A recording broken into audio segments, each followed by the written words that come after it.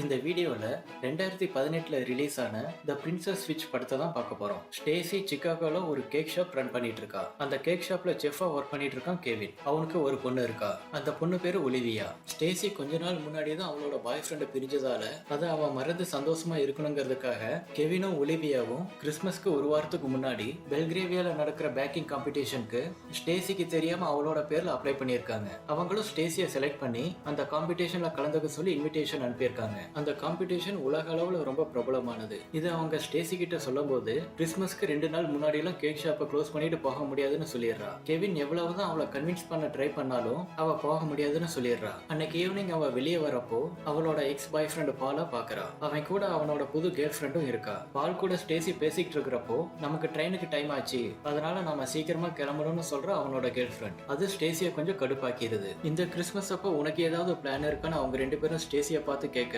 எனக்கு ரொம்ப பெரிய பிளான் இருக்கு. பெல்கிரேவியா பேக்கிங் காம்படிஷன்ல கலந்துக்க போறேன். அதுக்கு நான் ரெடி ஆகணும். அதனால நான் ரொம்ப பிஸியா இருக்கேன்னு சொல்லிட்டு மறுபடியும் கேக் ஷாப்க்கு திரும்பி போறான். அந்த ஃப்ரைடே அவங்க 3 பேரும் கிளம்பி பெல்கிரேவியாவுக்கு போறாங்க. அங்க அவங்க தங்கறதுக்கு ஒரு பெரிய வீடே கொடுத்திருக்காங்க. ஸ்டேசி அங்க என்ன பண்ணணும்னு ஒரு ஷெட்யூலே போட்டு வச்சிருக்கா. இருந்தாலும் ஒலிவியா சொல்றதால எல்லாரும் வெளியே போறாங்க. அங்கதான் அந்த நாட்டு இளவரசனுக்கு மேரேஜ் ஆக போறதையும் அவன் மேரேஜ் பண்ணிக்க போற இளவரசி வெளியவே வந்ததில்ல, அவங்கள யாரும் பார்த்ததும் இல்லைங்கிறதையும் தெரிஞ்சுக்கிறாங்க. அங்க நடக்கிற சம்மர் ப்ரோக்ராம்க்கு ஒலிவியா போகணும்னு ஆசைப்பட்டாலும் அதுக்கு ரொம்ப செலவாகுங்கிறதால வேண்டான்னு சொல்லிடுறாங்க. அப்புறம் காம்படிஷன் நடக்கிற இடத்துக்கு போய் அவங்களுக்கு தேவையான பொருட்கள்லாம் சரியா இருக்கான்னு செக் பண்ணி பாக்குறாங்க. அங்கதான் ஸ்டேசி அவளோட பழைய ஃப்ரெண்ட் பிரியானாவை பாக்குறா. அவ தான் அதுக்கு வருஷம் நடந்த காம்படிஷன்ல வின் பண்ணியிருக்கா. என்னதான் 2 பேரும் ஒருத்தருக்கு ஒருத்தர் தெரிஞ்சிருந்தாலும் அவங்க 2 பேர்த்துக்கும் நடுவுல நல்ல ரிலேஷன்ஷிப் இல்ல. எதிரி மாதிரி தான் 2 பேரும் நடந்துக்கிறாங்க. ஸ்டேசி மேல அவ வேணும்னு எதையோ கொட்டிற அதை கிளீன் பண்ணிட்டு வரேன்னு சொல்லிட்டு ஸ்டேசி உள்ள போறா. அப்ப அவ எதிரில வர ஒரு பொண்ணு மேல இடிச்சிடுறா. சாரி சொல்லிக்கிட்டே அவளை பார்க்கும்போது 2 பேரும் ஒரே மாதிரி இருக்காங்க. அந்த இன்னொரு பொண்ணு பேரு மேர்க்ரெட். அவ தான் அந்த நாட்டு இளவரசன் எட்வர்ட மேரேஜ் பண்ணிக்க போற இளவரசி. அவளோட அப்பா அம்மா சின்ன வயசுல இறந்துட்டாங்க. அவ இந்த மேரேஜ் அவளோட நாட்டு மக்களுக்காக செய்ய வேண்டிய ஒரு கடமையா தான் பாக்குறா. மத்தபடி இந்த மேரேஜ்ல அவளுக்கு விருப்பம் இல்ல. அவளுக்கு துணையா ஒரு வேலைக்காரி தான் அவளோட சின்ன வயசுல இருந்து அவ கூட இருக்கிறாங்க. அந்த நாட்டுக்கு அவ புதுசுங்கிறதால அந்த நாட்டை பத்தியும் அந்த நாட்டு மக்களை பத்தியும் தெரிஞ்சுக்கணும்னு ரொம்பவே ஆசைப்படுறா. அதனால ஸ்டேசியை பார்த்த உடனே அவளுக்கு சடனா ஒரு ஐடியா தோணுது. அதாவது அவ 2 நாள் ஸ்டேசி மாதிரி வெளியே இருக்கிறதாவும் ஸ்டேசி அவள மாதிரி இளவரசியா அரண்மனையில 2 நாள் இருக்கவும் சொல்றா. ஆனா ஸ்டேசி அதெல்லாம் என்னால முடியாதுன்னு சொல்லிடுறா. இதுக்கு மட்டும் நீ ஓகே சொல்லிட்டேன்னா உனக்காக என்ன வேணா செய்வேன்னு மேர்க்ரெட் சொல்ல, ஸ்டேசியும் யோசிச்சு ஒலிவியா சம்மர் ப்ரோக்ராம்ல கலந்துக்க ஹெல்ப் பண்ணணும்னு கேக்குறா. அவளும் அதுக்கு தேவையான எல்லா செலவையும் நானே ஸ்பான்சர் பண்றேன்னு சொல்றா. கடைசியில ஸ்டேசியும் அதுக்கு ஒத்துக்கிறா. அப்புறம் 1 மணி நேரம் கழிச்சு பார்க்கலாம்னு சொல்லிட்டு அவ போக, ஸ்டேசியும் அவளோட ட்ரெஸ்ஸை கிளீன் பண்ணாமையே வெளியே வரா. ஏன் ட்ரெஸ்ஸை கிளீன் பண்ணலையான்னு கெவின் கேட்டுட்டு ஷெட்யூல் படி நாம இப்ப சில பொருட்களை வாங்கறதுக்கு வெளியே போகணும்னு சொல்றான். ஆனா ஸ்டேசி அதை வேணான்னு சொல்லிட்டு எனக்கு வெளியே கொஞ்சம் வேலை இருக்கு, போயிட்டு வரும்போது நானே வாங்கிட்டு வரேன்னு சொல்லிட்டு போறா. அப்புறம் அரண்மனையில மேர்க்ரெட்டோட ரூம்ல அவங்க 2 பேரும் மீட் பண்றாங்க. கூட அந்த வேலைக்காரியும் இருக்காங்க. அப்பதான் அவங்க மேர்க்ரெட்டோட சொந்தக்காரங்க ஒருத்தர் ரொம்ப வருஷத்துக்கு முன்னாடி யூஎஸ்ல ஒருத்தர் மேரேஜ் பண்ணிட்டு அங்கேயே செட்டில் ஆனதா சொல்றாங்க. ஒருவேளை ஸ்டேசி அவங்களோட ஃபேமிலியில இருந்து வந்திருக்கலாம்னு சொல்றாங்க. அப்புறம் கொஞ்ச நேரத்திலேயே அவங்க 2 பேரும் ஒருத்தரை ஒருத்தர் தெரிஞ்சுக்கிறாங்க. எப்படி பேசுறது, எப்படி நடக்கிறது, அது மட்டும் இல்லாம அந்த நாட்டு மன்னர்கிட்டயும் ராணி கிட்டயும் எப்படி பிஹேவ் பண்றது, அப்படி எல்லா விஷயங்களையும் மேர்க்ரெட் ஸ்டேசிக்கு சொல்லித்தரா. இதையெல்லாம் சரி எட்வர்ட் எப்படி சமாளிக்கிறதுன்னு அவ கேட்க, இளவரசர் இன்னைக்கு நைட்டு ஸ்பெயின் போறாரு, 2 நாள் கழிச்சுதான் அவரு திரும்ப வருவாரு, அதுக்குள்ள நாம 2 பேரும் பழையபடி மாறிடலாம்னு சொல்றா. அப்புறம் அவளும் மேர்க்ரெட் கிட்ட கெவினை பத்தியும் ஒலிவியா பத்தியும் சொல்லிட்டு அவளோட கேக் ஷாப் பத்தியும் சொல்றா. அப்போ எட்வர்ட் அங்க வர மேர்க்ரெட் ஒரு சோஃபாக்கு பின்னாடி போய் ஒளிஞ்சுக்கிறா. ஸ்டேசி அவன் கூட பேசிட்டு இருக்கும்போது அடிக்கடி சோஃபாவை பார்த்தே பேசுறா. அதனால அந்த சோஃபால எதுவும் பிரச்சனையா உனக்கு பிடிக்கலையான்னு அவன் கேட்டுட்டு அந்த சோஃபா பக்கத்துல வரும்போது அவனுக்கு முன்னாடி ஸ்டேசி அந்த சோஃபால போய் உட்காந்து இந்த சோஃபா எனக்கு ரொம்ப பிடிச்சிருக்குன்னு சொல்றா. அப்புறம் அவனும் வேற எதுவும் பிரச்சனை இல்லையேன்னு கேட்டுட்டு ஸ்பெயினுக்கு கிளம்புறதா சொல்றான். அவன் போனதுக்கு அப்புறம் நீ நல்லாவே சமாளிச்சேன்னு சொல்றா மேர்க்ரெட். ஸ்டேசி அங்கேயே இளவரசி மாதிரி இருக்க மேர்க்ரெட் ஸ்டேசி மாதிரி அவங்க வீட்டுக்கு போறா. அவ வெறும் கையோட வரத பார்த்துட்டு எங்க எதுவும் வாங்கிட்டு வரலையான்னு கெவின் கேக்குறான். அவனை சமாளிச்சுட்டு அவன் கூட அதிகம் எதுவும் பேசாம தூக்கம் வருதுன்னு சொல்லிட்டு அவன் மேல போயிடுறா. இவ என்ன ரொம்ப வித்தியாசமா நடந்துக்கிறாளேன்னு கெவின் பாக்குறான். அரண்மனையில இருக்கிற ஸ்டேசி நாங்க 2 பேரும் இப்படி மாறி இருக்கிறது உங்களுக்கு பரவாயில்லையான்னு அந்த வேலைக்காரிய பார்த்து கேக்குறா. அதுக்கு அவங்க மேர்க்ரெட்டோட அம்மாவும் அப்பாவும் அவளோட சின்ன வயசுல இறந்துட்டாங்க, அதுல இருந்து நான் தான் அவ கூட இருக்கேன், அவளுக்காக நான் என்ன வேணாலும் செய்வேன்னு சொல்லிட்டு அடுத்த 2 நாள் உனக்காக என்ன வேணாலும் செய்வேன்னு சொல்றாங்க. அன்னைக்கு நைட்டு ஸ்டேசி மேர்க்ரெட்டோட திங்ஸ் எல்லாம் பார்த்துட்டு இருக்கும்போது யாரோ கதவை தட்டுறாங்க. அப்போ வேலைக்காரி அங்க இல்லாதனால ஸ்டேசியே கதவை ஓபன் பண்றா. பார்த்தா எட்வர்ட் தான் மறுபடியும் வந்திருக்கான். உனக்காக என்னோட ஷெட்யூலை வேணா நான் மாத்திக்க ரெடியா ரெடியா இருக்கேன்னு அவன் சொல்ல ஷெட்யூல் படி தான் நடந்துக்கணும்னு சொல்லிட்டு த லிட்டில் பிரின்ஸ்ங்கிற நாவல்ல வர ஒரு லைனை சொல்றா. அவ அந்த லைனை சொல்லி முடிக்கிறதுக்கு முன்னாடியே அதோட கடைசி வார்த்தைகளை எட்வர்ட் சொல்லி முடிக்கிறான். அதை கேட்டு ஆச்சரியப்படுற ஸ்டேசி அதுதான் என்னோட ஃபேவரட் நாவல்னு சொல்றா. எனக்கும் அது ரொம்ப பிடிச்ச நாவல்னு சொல்றான் எட்வர்ட். அப்புறம் ஒரு வழியா அவனை அனுப்பி வச்சுட்டு உள்ள வரா. அடுத்த நாள் காலையில அவன் மன்னர் கூடயும் ராணி கூடயும் பிரேக்ஃபாஸ்ட்டுக்கு ஜாயின் பண்ணணும். அங்க ராணி ரிசப்ஷன் மெனு பத்தி பேசும்போது உன்னோட ரிலேட்டிவ்ஸ் யாருக்கோ அலர்ஜி இருக்குன்னு சொன்னே அது யாருன்னு கேக்குறாங்க. ஸ்டேசிக்கு அது யாருன்னு தெரியாதனால இவங்களாதான் இருக்குன்னு அவ ஒருத்தரோட பேரு சொல்ல அவர் போன வருஷமே இறந்துட்டாரேன்னு அப்படின்னு மன்னர் சொல்றாரு. ஆமா அப்படின்னு அவ ஏதோ சொல்லி சமாளிச்சுட்டு இருக்கும்போது எட்வர்ட் அங்க வரான். அவன் அங்க வந்ததை பார்த்து ஷாக் ஆகி ஸ்பெயின் போகலையான்னு கேட்க உன் கூட டைம் ஸ்பெண்ட் பண்றதுக்காக என்னோட ஷெட்யூலை நான் மாத்திட்டேன்னு சொல்றான். அப்புறம் அவளுக்கு ஒரு பிரசன்ட் பண்ணிட்டு இன்னும் 1 மணி நேரம் கழிச்சு சுத்தி பார்க்கறதுக்காக வெளியே போலான்னு சொல்றான். அவளும் சரின்னு சொல்லிட்டு அந்த பிரசன்ட பார்த்துக்கிட்டே வரும்போது மன்னர் குறுக்க வராரு. அவரை வணங்கிட்டு அவளும் போகும்போது இவ ஏதோ வித்தியாசமா நடந்துக்கிற மாதிரி மன்னருக்கு தோணுது. அதனால அங்க ஒர்க் பண்ற பிராங்க கூப்பிட்டு ஸ்டேசியா க்ளோஸா வாட்ச் பண்ண சொல்றாரு. இந்த பக்கம் மார்கரெட் பிரேக்ஃபாஸ்ட் ரெடி பண்ணும்போது பயங்கரமா சொதப்பிடுறா. நீ இது வரைக்கும் இப்படி பண்ணினதே இல்லையேன்னு ஒலிவியா கேட்க காம்படிஷன்ல கலந்துக்கிற டென்ஷன்ல இப்படி பண்ணிட்டேன்னு சொல்லிட்டு இன்னைக்கு நாம வெளியே போய் சாப்பிடலாம்னு சொல்றா. எந்த இடத்துக்கு போலான்னு அவ கேட்க நேத்து போன இடத்துக்கு பக்கத்துல இருந்த ரெஸ்டாரண்ட்டுக்கு போலான்னு ஒலிவியா சொல்றா. மார்கரெட்டுக்கு அவ சொல்றது எதுவுமே புரியல. ஆமா அந்த இடத்துல ஒரு ரெஸ்டாரண்ட் இருக்குதுல்லன்னு சொல்லி சமாளிச்சுட்டு இருக்கா. அப்புறம் அவ அந்த பக்கம் போனதுக்கு அப்புறம் ஸ்டேசி அவளுக்கு கால் பண்றா. மார்கரெட் அங்க இல்லாதனால ஒலிவியா அந்த போனை வந்து எடுக்கிறா. பார்த்தா ஸ்டேசி கிட்ட இருந்து கால் வந்துட்டு இருக்கு. ஸ்டேசி கிட்ட இருந்து கால் வருதுன்னா அப்போ இங்க இருக்கிறது யாருன்னு பாக்குறா ஒலிவியா. அந்த சமயத்துல பிராங்க் ஸ்டேசி பக்கத்துல வந்து ஏதாவது பிரச்சனையான்னு கேக்குறாரு. போன் சிக்னல் கிடைக்கல அதனால இங்க வந்தேன்னு அவ சொல்ல நீங்க வேணா என்னோட போனை யூஸ் பண்ணிக்கலாம்னு அவரோட போனை கொடுக்க ட்ரை பண்றாரு. அந்த சமயத்துல வேலைக்காரி அங்க வந்து இளவரசிக்கு போன் பண்ண தெரியும்னு சொல்லிட்டு சில துணிகளை அவர்கிட்ட கொடுத்து லாண்ட்ரியில போட சொல்றாங்க. நான் இந்த வேலையை பண்ணணுமான்னு கேட்டுக்கிட்டே அதை வாங்கிட்டு போறாரு பிராங்க். நாட்டை சுத்தி பாக்குறதுக்காக குதிரையோட ரெடியா இருக்கான் எட்வர்ட். அப்போ அங்க வர்ற ஸ்டேசிய பார்த்து அவனுக்கு ரொம்ப பிடிச்சு போயிருது. அப்புறம் எட்வர்ட் குதிரையில ஏறத பார்த்துட்டு நாம எப்படி இந்த குதிரை மேல ஏற போறோம்னு தெரியலேன்னு சொல்லிக்கிட்டு அவ ஏறப்போ கீழே விழுந்துடுறா. அதை பார்த்து எட்வர்ட் அதிர்ச்சியாகி அடிபட்டுருச்சான்னு கேட்டுக்கிட்டே குதிரையில இருந்து இறங்கி வரான். அவனும் எனக்கு ஒன்னும் ஆகலைன்னு சொல்ல அவளை கையை பிடிச்சு குதிரையில ஏத்தி விடுறான் எட்வர்ட். அவங்க வெளியே போய் சுத்தி பார்க்கும் போது ஒர்க்லோடு அதிகமா இருக்கிறப்ப எல்லாம் நான் இங்க வருவேன்னு சொல்லிட்டு ஃபாரின் பாலிசி பத்திலாம் அவளுக்கு ஒன்னும் தெரியாதுங்கிற மாதிரி பேசிடுறான். அதனால அவளும் இங்க குளிர் அதிகமா இருக்குதுன்னு சொல்லிட்டு அரண்மனைக்கு திரும்பி போயிடுறா. இவ ஏன் வந்த உடனே போறான்னு பாத்துட்டு இருக்கான் எட்வர்ட். அவ அரண்மனைக்கு வந்த உடனே மறுபடியும் மார்கரெட்டுக்கு கால் பண்றா. அப்போ போனை எடுக்கிற மார்கரெட் இங்க ஒரு பிரச்சனை ஆயிடுச்சுன்னு சொல்லிட்டு போனை ஒலிவியா கிட்ட கொடுக்குறா.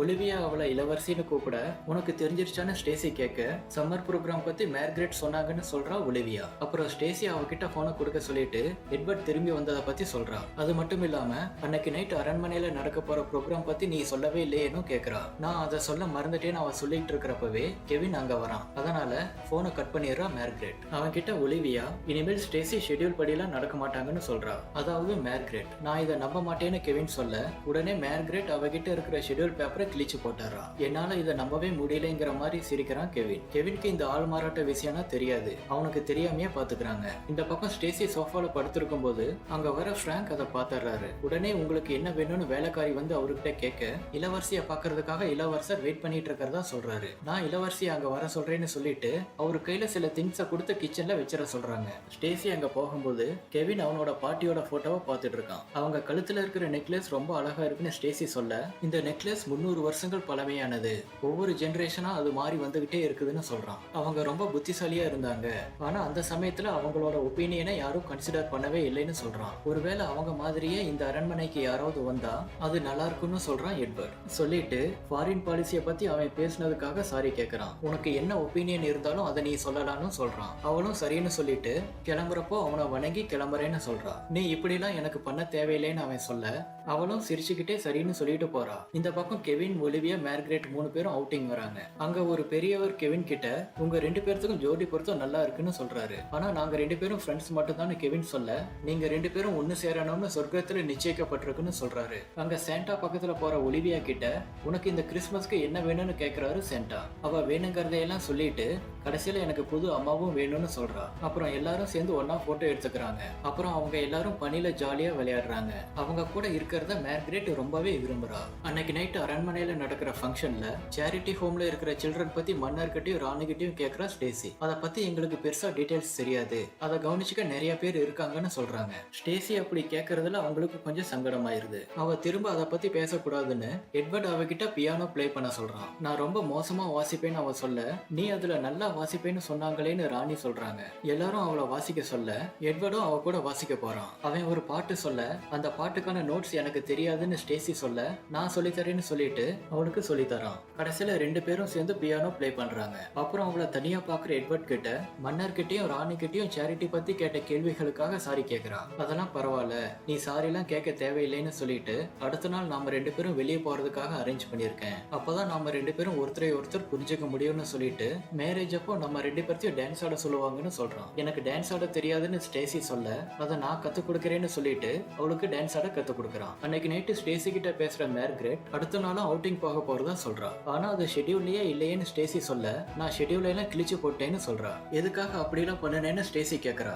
அப்புறம் கெவினை பத்தி ஸ்டேசி கிட்ட கேக்குற மார்கரெட். அவனோட வைஃப் இறந்ததுல இருந்து அவன் வேற யாரையும் மேரேஜ் பண்ணிக்கல, தனியா தான் ஒலிவியா கூட இருக்கான்னு சொல்றா ஸ்டேசி. அடுத்த நாள் காலையில எட்வர்டும் ஸ்டேசியும் வெளியே போகும்போது சேரிட்டி ஹோம் போய் அங்க இருக்கிற குழந்தைகளை எல்லாம் பார்க்கலாம்னு சொல்றா ஸ்டேசி. இது வரைக்கும் நாங்க யாரும் இதை பண்ணினதே இல்லைன்னு எட்வர்ட் சொல்ல அப்படின்னா நாம உடனடியா அங்க போலான்னு சொல்றா ஸ்டேசி. நீ குணத்துல என்னோட பாட்டி மாதிரியே இருக்கிறேன்னு சொல்லிட்டு எல்லாரும் சேரிட்டி ஹோம்க்கு போறாங்க. ஸ்டேசி அங்க இருக்கிற குழந்தைகளுக்கு ஸ்டோரி படிச்சு காட்டுறா. அதுல அங்க இருக்கிற குழந்தைகள்ல ரொம்ப சந்தோஷமா இருக்காங்க. அப்பதான் அங்க இருக்கிற குழந்தைகளுக்கு பெருசா டாய்ஸ் எதுவும் கிடைக்காதுங்கிறதையும் கிறிஸ்துமஸ பெரிய அளவுல கொண்டாட மாட்டாங்கிறதையும் தெரிஞ்சுக்கிறா ஸ்டேசி. உடனே அவ எட்வர்ட் கிட்ட நாம இதெல்லாம் வாங்கி கொடுக்கலாம்னு சொல்றா. உடனே எட்வர்டும் அதுக்கு சரின்னு சொல்ல எல்லாரும் கிளம்பி டாய் ஷாப்க்கு போறாங்க. அங்க அவங்க குழந்தைகளுக்காக நிறைய டாய்ஸ் பர்ச்சேஸ் பண்றாங்க. இதுக்கு நடுவுல பிராங்க் மார்கரெட்டோட வேலைக்காரி கிட்ட நீங்க ஏதோ மறைக்கிற மாதிரி தெரியுது, நான் கண்டிப்பா அதை கண்டுபிடிப்பேன்னு சொல்றாரு. அப்புறம் அவங்க ரெண்டு பேரும் அங்கேயே ட்விஸ்டர் விளையாடுறாங்க. எட்வர்டு நான் இது வரைக்கும் இதை விளையாண்டதே இல்லைன்னு சொல்ல அவனுக்கு எப்படி விளையாடணும்னு சொல்லி தரா ஸ்டேசி. அப்போ கெவினும் மார்கரெட்டும் அந்த டாய் ஸ்டோர் பக்கமா வர ஒலிவியா அங்க போய் டாய்ஸ் வாங்கணும்னு சொல்றா. நான் இது வரைக்கும் டாய் ஸ்டோருக்கே போனதில்லைன்னு மார்கரெட் சொல்ல என்ன சொன்னேன்னு கேக்குறான் கெவின். உடனே ஒலிவியா இங்க இருக்கிற டாய் ஸ்டோருக்கு போனதில்லைன்னு சொல்றாங்க அப்படின்னு சொல்லி சமாளிக்கிறா. இவங்க உள்ள போகும்போது ஸ்டேசி இவங்கள பாத்துறா. மார்கரெட்டும் ஸ்டேசி அங்க இருக்கிறத பாத்துறா. உடனே ஸ்டேசி என்னோட காதுல இருந்த தோடு காணாம போயிருச்சு, இங்கதான் எங்கேயாச்சும் விழுந்திருக்குன்னு சொல்லிட்டு எட்வர்ட கூப்பிட்டு அங்க தேட சொல்றா. வேலைக்காரியும் மார்கரெட் இங்க இருக்கிறத பார்த்துட்டு பிராங்க் அவங்க ரெண்டு பேர்த்தையும் பாத்துட கூடாதுங்கிறதுக்காக அவங்களுக்கு திடீர்னு உடம்பு சரியில்லாம போயிருச்சுன்னு சொல்லி அவரை டைவர்ட் பண்றாங்க. அதுக்கு நடுவுல மார்கரெட்டும் ஒலிவியாவும் கெவினா அந்த டாய் ஷாப்ல இருந்து வெளியே கூட்டிட்டு போயிடுறாங்க. அவங்க போனதுக்கு அப்புறம் தோடு கிடைச்சிருச்சுன்னு சொல்லிட்டு அதை காதுல மாட்டிக்கிற ஸ்டேசி. டாய்ஸ் எல்லாம் வாங்கி அரண்மனைக்கு வந்ததுக்கு அப்புறம் அது எல்லாத்தையும் எட்வர்டும் ஸ்டேசியுமே கிஃப்டா பேக் பண்றாங்க. நான் இது வரைக்கும் இந்த மாதிரி பண்ணினதே இல்லைன்னு சொல்லிக்கிட்டே பேக் பண்ணிட்டு இருக்கான் எட்வர்ட். அப்போ அவ செஞ்ச குக்கீஸை கொண்டு வந்து எட்வர்ட் கிட்ட சாப்பிட சொல்லி கொடுக்குற ஸ்டேசி. அவனும் சாப்பிட்டு பார்த்துட்டு ரொம்ப நல்லா இருக்குதுன்னு சொல்றான். அவங்க பேசிட்டு இருக்கிறத ராணியும் கவனிச்சுட்டு அவங்க ரெண்டு பேர்த்துக்குமே ஒருத்தரை ஒருத்தர் பிடிச்சிருக்குதுன்னு அவங்களும் ரொம்ப சந்தோஷப்படுறாங்க.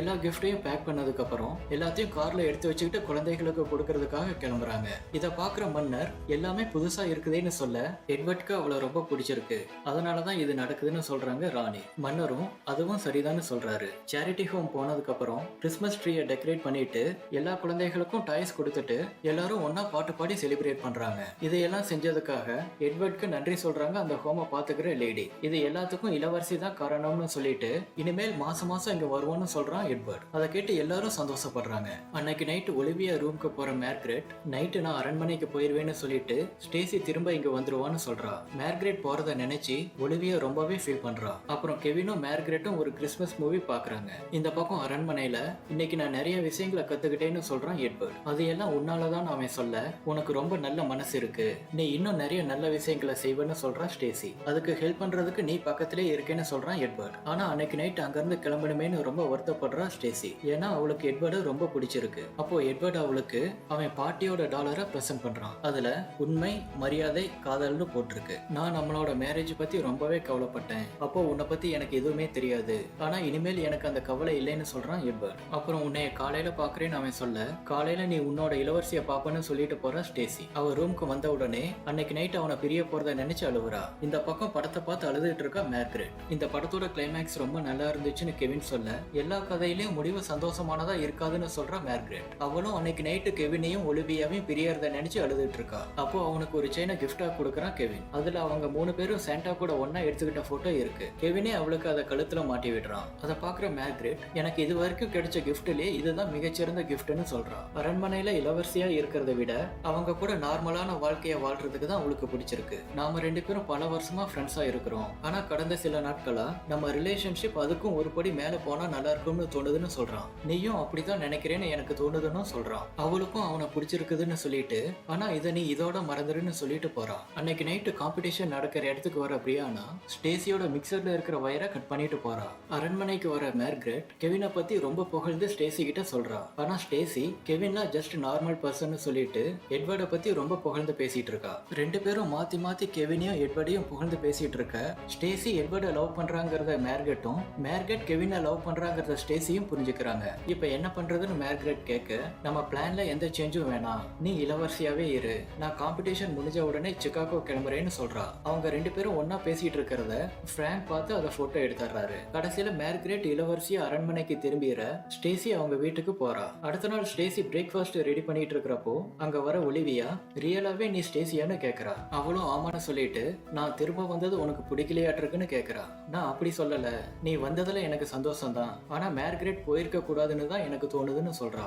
முத நாள் எடுத்த போட்டோவை பிரிண்ட் போட்டு கவர்ல எடுத்துட்டு வர பிராங்க் மன்னரை தனியா பார்த்து அவர்கிட்ட இந்த கவரை கொடுக்கணும்னு ராணி கிட்ட சொல்றாரு. இந்த கவரை என்கிட்ட கொடுத்துட்டு போன்னு அவங்க சொல்ல, நான் மன்னர் கிட்ட தான் இதை நேரடியா கொடுக்கணும்னு பிராங்க் சொல்றாரு. நீ இப்போ இந்த கவரை என்கிட்ட கொடுக்கலைன்னா உன்னோட ரெசிக்னேஷன் லெட்டரை கொடுக்க வேண்டிய வரும்னு ராணி சொல்ல, அவங்க கிட்ட அந்த போட்டோஸை கொடுத்துட்டு போயிடுறாரு பிராங்க். அரண்மனையில இருக்கிற மார்கரெட் கெவின் கொடுத்த டாலரை பார்த்துட்டு இருக்கா. அப்போ அங்க வர வேலைக்காரி, உன்னோட முகத்துல கல்யாண சந்தோஷமே தெரியலையேன்னு கேக்குறா. நான் கல்யாணம் பண்ணிக்கிறது சந்தோஷத்துக்காக இல்ல, நான் என்னோட கடமைக்காக மட்டும்தான் மேரேஜ் பண்ணிக்கிறேன்னு சொல்ற மார்கரெட். அப்போ எட்வர்ட் ஸ்டேசிக்கு கொடுத்த டாலர் அவகிட்ட கொடுத்துட்டு ஸ்டேசி இதை கொடுக்க சொன்னதா சொல்றாங்க. அந்த டாலர்ல ட்ரூத், ஹானர், லவ்னு இருக்கிறத பார்த்துட்டு இதுல டியூட்டியை பத்தி எதுவுமே சொல்லலேன்னு வேலைக்காரி சொல்லிட்டு அங்க இருந்து போறாங்க. மார்கரெட்டும் அதை பத்தி யோசிக்கிறா. இதுக்கு நடுவுல பேக்கிங் காம்படிஷனும் ஸ்டார்ட் ஆகுது. அதுல 5 மணி நேரம் டைம் கொடுத்து கிறிஸ்மஸ் கேக்க ரெடி பண்ணணும்னு சொல்றாங்க. ஸ்டேசியோட மிக்சர் வயர் கட் ஆனதால மிக்சிங் ஒர்க் எல்லாத்தையும் ஸ்டேசி கையிலேயே பண்ண வேண்டியிருக்கு. இந்த பக்கம் அரண்மனையில எட்வர்ட் மன்னர்கிட்டையும் ராணி கிட்டையும் முத நாள் சேரிட்டி ஹோம்ல நடந்த எல்லாத்தையும் சொல்லி அங்க இருந்த குழந்தைகள்லாம் ரொம்ப சந்தோஷமா இருந்ததையும் சொல்றான். அந்த சமயத்துல மார்கரெட் அங்க வரா. அவ அங்க வந்த உடனே மன்னரும் ராணியும் அவளை ரொம்ப பாராட்டுறாங்க. அப்போ ராணி, எனக்கு கொஞ்சம் உடம்பு சரியில்லாத மாதிரி இருக்கு, அதனால பேக்கிங் காம்படிஷனுக்கு நீங்க ரெண்டு பேரும் போங்கன்னு சொல்லிட்டு கெவினையும் மார்கரெட்டையும் அங்க போக சொல்றாங்க. ஆனா எங்களுக்கு அதுக்கு டைம் இல்ல, மேரேஜ் ஒர்க்லாம் இருக்குன்னு மார்கரெட் சொல்ல, அந்த வேலையெல்லாம் பாக்குறதுக்கு நிறைய பேர் இங்க இருக்காங்க, நீங்க ரெண்டு பேரும் போயிட்டு வாங்கன்னு சொல்றாரு மன்னர். அவளும் அதை மறுக்க முடியாம எனக்கு கொஞ்ச நேரம் கொடுங்கன்னு சொல்லிட்டு அவ வெளியே போக ராணி மன்னரை பாக்குறாங்க. மன்னரும் ராணியை பாக்குறாரு. அப்படின்னா ராணி மன்னர் கிட்ட அந்த போட்டோ விஷயத்த சொல்லிட்டாங்களாட்டு இருக்கு. எட்வர்ட்க்கு ஸ்டேசியா தான் பிடிச்சிருக்கிறதுங்கிறதாலையும் அவ நல்ல குணத்தோட இருக்கிறதாலையும் மன்னரும் ராணியும் எட்வர்டு ஸ்டேசியா தான் மேரேஜ் பண்ணிக்கணும்னு சொல்லி பிளான் பண்ணி தான் அவங்க ரெண்டு பேர்த்தையும் அந்த காம்படிஷனுக்கு அனுப்பி வைக்கிறாங்க. வெளியே போன மார்கரெட் ரொம்ப நேரமா உள்ள வராதனால எட்வர்ட் அவ கிட்ட போய் என்ன ஆச்சுன்னு கேட்டுட்டு, உனக்கு பிடிக்கலன்னா நாம அந்த காம்படிஷனுக்கு போக வேண்டாம்னு சொல்றான். இல்ல, நாம அங்க கண்டிப்பா போகணும்னு சொல்லிட்டு அதுக்கு முன்னாடி நான் ஒரு உண்மையை சொல்லணும்னு சொல்லி கெவின் கிட்ட எல்லா உண்மையும் சொல்லிடுறா மார்கரெட். அப்புறம் அவங்க காம்படிஷன் நடக்கிற இடத்துக்கு கிளம்புறாங்க. இந்த பக்கம் காம்படிஷனை ஸ்டேசி ஃபர்ஸ்ட் பிரைஸ் வின் பண்ணிடுறா. பிரியானாவுக்கு செகண்ட் பிரைஸ் தான் கிடைக்குது. அந்த சமயத்துல எட்வர்டும் மார்கரெட்டும் அங்க வராங்க. அவங்க ரெண்டு பேரும் தான் அவார்ட் பிரசன்ட் பண்ண போறாங்கன்னு அனௌன்ஸ் பண்ண ஸ்டேசி ஷாக் ஆகி, நாம தான் வின் பண்ணிட்டோம்ல, அவார்ட்லாம் எதுக்கு, நாம இப்பவே கிளம்பலான்னு கெவின் கிட்ட சொல்றா. ஆனா கெவின் அவளை போக விடாம அவார்டை வாங்குறதுக்கு கூட்டிட்டு வரான். அவ கையை வச்சு முகத்தை மறைச்சுக்கிட்டே இருக்க, என்னாச்சுன்னு கேக்குறான் கெவின். நான் சொன்னாலும் புரியாதுன்னு ஸ்டேசி சொல்ல, நான் உனக்கு எக்ஸ்பிளைன் பண்றேன்னு சொல்ற மார்கரெட். அப்பதான் அவங்க ரெண்டு பேரும் ஒரே மாதிரி இருக்கிறத பார்த்து ரொம்ப ஆச்சரியப்படுறான் கெவின். நாம இதை பத்தி தனியா பேசலாம்னு எட்வர்ட் சொல்ல எல்லாரும் ஸ்டேஜுக்கு பின்னாடி போறாங்க. மார்கரெட் கெவின்க்கு ரெண்டு பேரும் மாறி இருந்ததை எக்ஸ்பிளைன் பண்றா. ஸ்டேசியும் எட்வர்ட் கிட்ட அதுக்காக சாரி கேக்குறா. எனக்கு உன் கூட நார்மல் லைஃப் வாழ தான் பிடிச்சிருக்குன்னு சொல்லிட்டு ஸ்டேசி தான் எட்வர்ட்க்கு சரியான ஜோடின்னு சொல்றா. எட்வர்டும் மார்கரெட்டுக்கு உன்னதான் பிடிச்சிருக்குன்னு கெவினை பார்த்து சொல்றான். உனக்கு இதுல எந்த பிரச்சனையும் இல்லையான்னு அவன் கேட்க, எனக்கு இதுல எந்த பிரச்சனையும் இல்ல, ஏன்னா எனக்கு ஸ்டேசியை தான் பிடிச்சிருக்கு, ஏன்னா அவ தான் எனக்குள்ள இருந்து நிறைய நல்ல விஷயங்களை கொண்டு வந்தான்னு சொல்லிட்டு